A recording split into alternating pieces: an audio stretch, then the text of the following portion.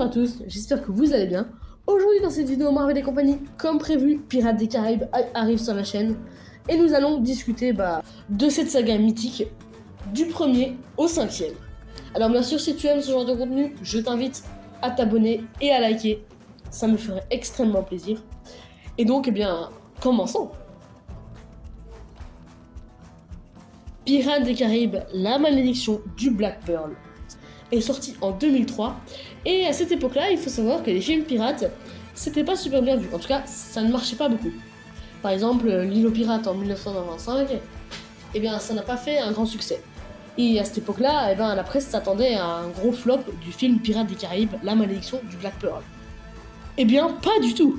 Le film était un carton total, d'où ses personnages, son histoire, sa bande son irréprochable et ses cascades extraordinaires.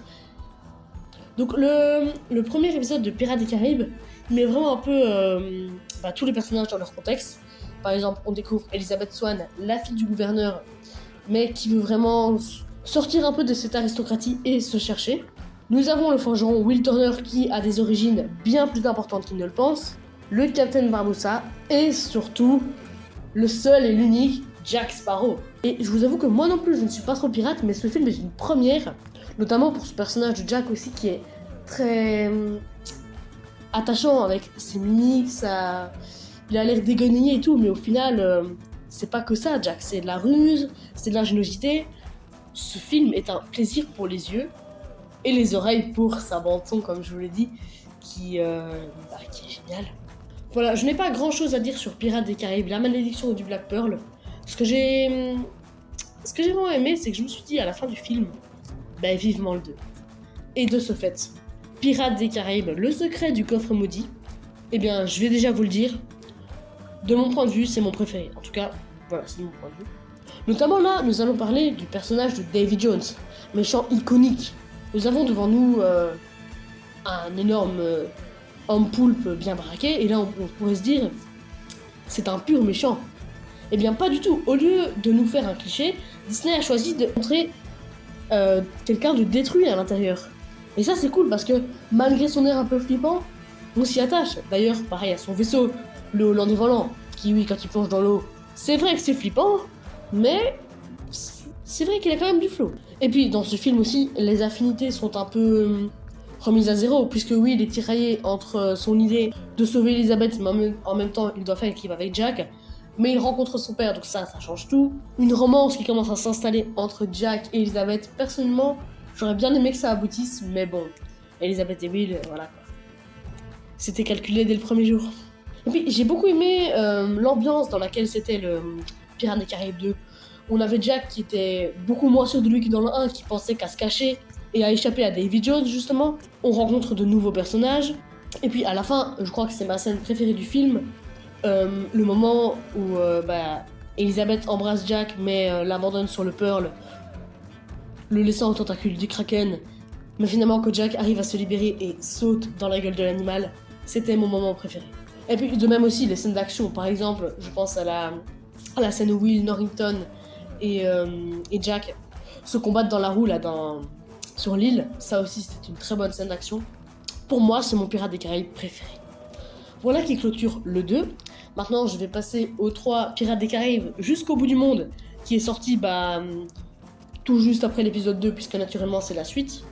Puis dans le film, l'opening de Jack est juste magnifique. Jack qui délire avec tous ces lui sur le pont, Et puis nous arrivons quand même à une belle fin. Ils ont vraiment mis le paquet pour ce dernier opus de la trilogie. Je pense aussi au combat de Davy Jones contre Jack sur le mât. Ça aussi c'était bon. C'est ma scène préférée du film. La mort de Lord Cutler Beckett qui était assez limite c'est drôle, pas tellement, mais le combat hollandais volant Black Pearl dans le Maelstrom, c'est voilà la fin, vraiment la fin de Pirates des Caraïbes 3, c'était vraiment quelque chose. Ils ont tout donné, donc chapeau à eux. Et c'est ainsi que se finit Pirates des Caraïbes. Ah non, il y a un 4 et même un 5. Alors on va discuter aussi de cela parce que ils sont assez spéciaux comparés aux 3 premiers qui sont réussis. Le 4 et le 5, ça se discute. Pirates des Caraïbes, La Fontaine de Jouvence est sorti en 2011. C'est le film qui a coûté le plus cher, je crois, des Pirates des Caraïbes parce qu'ils ont dû dépenser beaucoup en matière d'effets spéciaux. Mais ce qui ne veut pas dire forcément que c'est réussi. Ok, ça a, je veux dire, un bon avantage, mais ça veut pas dire que ce sera réussi. Alors moi, ce que j'ai aimé dans ce film, c'est qu'en fait, Will et Elizabeth sont plus là, on part sur de nouvelles bases. Et ça, j'ai bien aimé de voir un peu Jack Sparrow tout seul, sans Will, sans Elizabeth, je trouvais que c'était sympa. Elizabeth m'a un peu manqué, je vous avoue, mais Will, pas trop. Et puis, j'aimais bien cette histoire de fontaine de jouvence. Donc vraiment, celui-là, vous allez peut-être être surpris, mais c'est mon deuxième film Pirates des Caraïbes préféré. Bon, il a ses quelques défauts quand même. Par exemple, une scène bien marrante du film, la sirène. La sirène. Et le prêtre, là, ou le curé, je ne sais plus. Elle a un nom. Comment elle s'appelle? Sirena. Sirena, quoi. Il a vraiment dû se casser la tête pour le trouver. Bah, mais vraiment, s'il devait nommer toutes les sirènes, je sais pas comment ça se passerait. Sirena 1, Sirena 2, Sirena 3. Et là, tu te dis quoi, mais... Ok, Sirena, ok. Ouais, limite, on s'en doutait, quoi. Voilà, l'absurdité. J'aurais peut-être aussi aimé qu'on rentre un peu plus dans le personnage de Barbe Noire.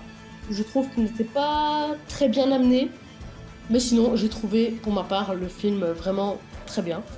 Hormis ces deux petits inconvénients, mais voilà. Et nous allons passer maintenant à Pirates des Caraïbes 5. Ah, celui-là, c'est la suite de trop. Mais de trop. Regarde-le, dès le début, Jack Sparrow, il est bourré. Ok, je sais qu'il aime bien le rhum. Mais dans les autres, je veux dire, parfois c'est vrai qu'il était bourré. Mais il avait quand même des cascades et tout, là. Rien, juste au début, bourré tout le temps. Enfin, c'est bon. Quoi, j'ai pas que ça à foutre de regarder Jack Sparrow gris pendant tout le film.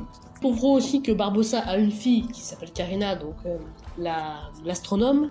Et puis il y avait que de l'humour aussi, par exemple, je pense à Astronome, Scrum qui fait Gastronome, Gastropode après, non, sérieux, c'est abusé, les blagues comme ça, c'est abusé.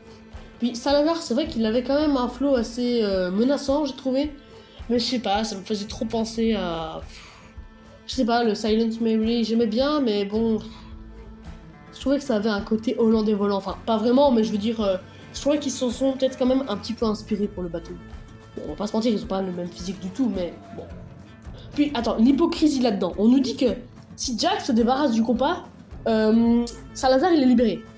Et de ce fait, Jack échange son compas contre une bouteille de rhum parce que il est bourré. Et donc, Salazar est libéré. Mais vous vous rappelez pas que dans la trilogie, Jack, il s'est pas déjà plusieurs fois débarrassé de son compas? Il a fini à Will, qui Will l'a donné à Lord Cutler Bucket, et Salazar s'est pas libéré. En fait, ce film sort de nulle part, clairement. Et puis, le trident de Poséidon, il est tellement puissant, on va dire, que il aurait dû être cherché bien avant. Enfin, voilà, bon, la mort de Barbossa était un peu émouvante. Et j'espère que ce sera le dernier. Bon, après, s'il y en a un, on va peut-être quand même regarder. Mais il faut voir si ça en vaut la peine. Donc si vous n'avez pas vu la saga Pirates des Caraïbes, je vous invite à voir déjà la trilogie, parce que c'est la meilleure. Tâtez un peu la fontaine de jouvence, parce que ça peut être bien. Mais la vengeance de Salazar, je vous déconseille. Bon, et bien, sur ce, je termine la vidéo. La prochaine vidéo, ce sera la critique des Gardiens de la Galaxie volume 3, j'ai vraiment hâte. Elle sortira dans une semaine, même heure. Alors, à la semaine prochaine. Et au revoir, Sirena!